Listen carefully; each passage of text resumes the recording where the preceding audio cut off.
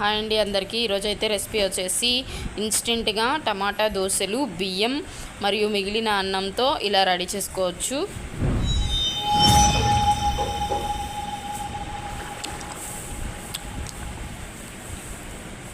So ఈ టమాటా దోశలకి first నేనైతే 1 cup వరకు రైస్ అయితే నానబెట్టేసుకొని పక్కన పెట్టుకున్నాను. 1 అవర్ నానితే సరిపోతుంది. అలాగే టమాటాలు కూడా చిన్న చిన్న ముక్కలుగా కట్ చేసేసుకున్నాను.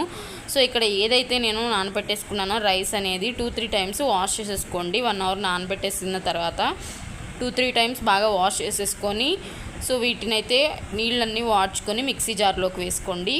ఇలా ఒక మిక్సీ జార్ తీసుకొని నీట్గా కడిగిన తర్వాత ఈ రైస్ అనేవి నీళ్లు వాడ్చుకొని ఇందులోకి వేసేసుకోండి.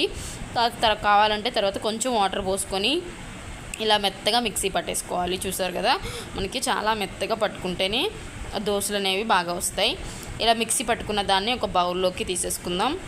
సో ఇలా మొత్తం కూడా మనం ఒక బౌల్లోకి తీసుకోవాలి. ఇన్స్టెంట్గా మనం ఈ దోశలు అనేవి రెడీ చేసుకోవచ్చు. చాలా టేస్టీగా ఉంటాయండి. మీరు కూడా ఈ రెసిపీ అనేది ట్రై చేయండి. సేమ్ అదే మిక్సీ జార్లో ఇక్కడ ఉడికించిన అన్నం తీసుకుంటున్నాను. మిగిలిన అన్నమైనా తీసుకోవచ్చు, లేదు అంటే మీరు ఉడికించిందైనా తీసుకోవచ్చు. ఇలా ఇది కూడా నేను 1 కప్ వరకు తీసుకుంటున్నాను. ఇలా తీసేసుకున్న తర్వాత ఇందులోకి కూడా కొంచెం వాటర్ అనేవి పోసుకోండి. అలాగే టమాటాని ముక్కలుగా కట్ చేసేసుకోండి. ఇక్కడైతే నేను 4 టమాటాలని చిన్న చిన్న ముక్కలుగా కట్ చేసేసుకొని వేసుకున్నాను. అలాగే 2 పచ్చిమిర్చీలు అండ్ ఒక 5-6 అల్లం ముక్కలు కూడా ఇలా వేసేసుకోండి. సో ఇలా వేసేసుకున్న తర్వాత ఇందులోకి 1 టీ స్పూన్ వరకు జీలకర్ర అనేది తీసుకోండి. ఇలా జీలకర్ర కూడా ఇందులోకి వేసేసుకోవాలి. ఇలా వేసేసుకున్న తర్వాత దీన్ని అయితే చాలా మెత్తగా మిక్సీ పట్టేసుకోవాలండి. మనం ఏదైతే బియ్యాన్ని మిక్సీ పట్టుకున్నామో సేమ్ అలాగే దీన్ని కూడా బాగా మెత్తగా మిక్సీ పట్టేసుకోవాలి. చూద్దాం ఇక్కడ. సో ఇలా అయితే నాకు రెడీ అయిపోయింది. దీన్ని కూడా సేమ్ అదే బౌల్లోకి యాడ్ చేసుకుందాం. ఏదైతే బియ్యం మిక్సీ పట్టేసుకున్నామో అదే బౌల్లోకి ఈ టమాటాలు మిక్సీ పట్టుకున్న దాన్ని కూడా ఈ మిక్సీని కూడా వేసేసుకోవాలి. సో ఇలా వేసేసుకోవాలి. చూసారు కదా, ఇక్కడ చాలా మెత్తగా మొత్తం మిక్సీ పట్టేసుకున్నాం. ఇలా వేసుకున్న తర్వాత దీన్ని బాగా కలిపేసుకోవాలి. ఇలా బాగా కలుపుకొని మిక్సీ జార్లో కొంచెం వాటర్ అనేవి పోసుకొని ఇది కూడా యాడ్ చేసేసుకోండి. అలాగే ఇందులోకి రుచికి సరిపడినంత సాల్ట్ అనేది తీసుకోండి. మనం ఇన్స్టెంట్గా చేస్తున్నాం కాబట్టి 1/2 టీ స్పూన్ వరకు బేకింగ్ సోడా తీసుకుంటే మనకి ఈ టమాటా దోశలు అనేవి చాలా క్రిస్పీగా వస్తాయి.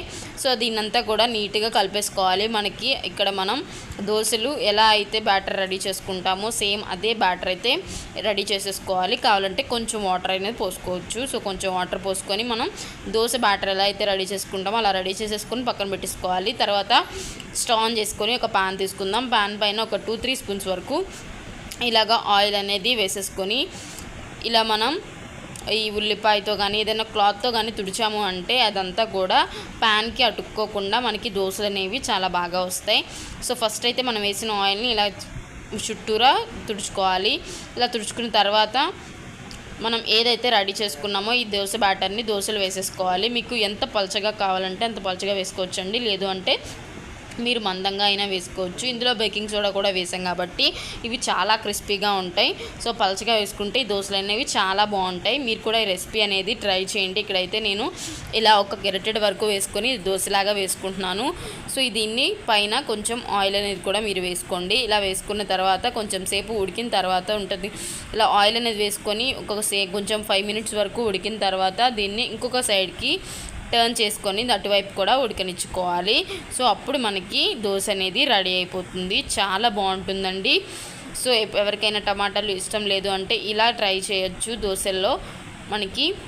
సో ఎంతో హెల్దీ అయిన రెసిపీ. మీరు కూడా ఈ రెసిపీ అనేది ట్రై చేయండి. ఇలా 2 సైడ్స్ కూడా మంచిగా ఉడకనివ్వాలి. ఇలా ఉడికిన తర్వాత దీన్ని పక్కకు తీసేసుకోండి. రిమైనింగ్ ఏదైతే బ్యాటర్ ఉందో వాటితో కూడా మనం ఇలా టమాటా దోశలని రెడీ చేసుకోవచ్చు. ఎప్పుడు నార్మల్గా దోశలు తినకుండా అప్పుడప్పుడు ఇలా వెరైటీగా టమాటో దోశలు ఇలా రెడీ చేసేసుకోండి, చాలా బాగుంటుంది. ఇలాగే నేను రిమైనింగ్ బ్యాటర్తో ఇలా దోశలు అనేవి రెడీ చేసేసుకుంటున్నాను. సో ఇలా వేడివేడిగా తింటే చాలా బాగుంటుంది. సో దీన్ని కూడా నేను పక్కకు తీసేసుకొని అలాగే దోశలన్నీ వేసేసుకున్నాను. సో ఈ దోశ మనం ఏదైతే రెడీ చేసుకున్నామో ఈ దోశల్లోకి మీరు చికెన్ గ్రేవీ కర్రీ అయినా తినండి, మటన్ కర్రీ అయినా తినొచ్చు. నాకైతే ఇక్కడ పప్పు చేసింది కాబట్టి మమ్మీ ఇలా తీసుకున్నాను. సో ఏ కర్రీ అయినా తీసుకోవచ్చు. మీరు ఇందులోకి చాలా బాగుంటుంది టేస్ట్ పరంగా. మీరు కూడా ఈ టమాటా దోశల్ని రెడీ చేసుకొని మీరు కూడా ఈ రెసిపీ అనేది ట్రై చేయండి అండ్ సబ్స్క్రైబ్ చేసుకోండి.